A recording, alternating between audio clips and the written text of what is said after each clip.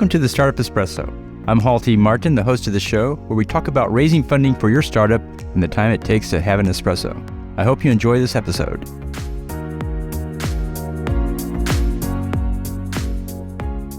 Hello, this is Hall T. Martin with the Startup Funding Espresso, your daily shot at startup funding and investing. The modern data stack is the term for the tools used by tech companies to analyze and integrate data.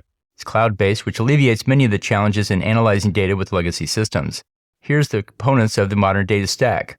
Data sources. This includes databases, company products that produce a stream of data, and event streams, which log each action a user takes. Data warehouse. These are the tools used to store the voluminous amounts of data that come from data analysis work. This includes data lakes and other large-scale formats for storing the data. Data analytics. This includes the ability to query into the data sets and apply analytics to the data. Data transformation. This moves the data into a format that end users can use for their own queries and analysis.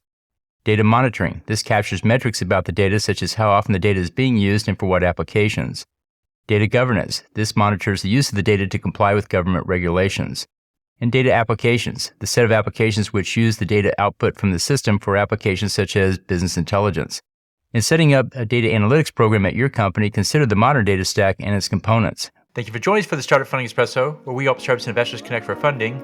Let's go start listening to today. Hall T. Martin is the director of Investor Connect, which is a 501c3 nonprofit dedicated to the education of investors for early stage funding.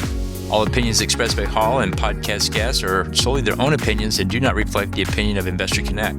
This podcast is for informational purposes only and should not be relied upon as a basis for investment decisions.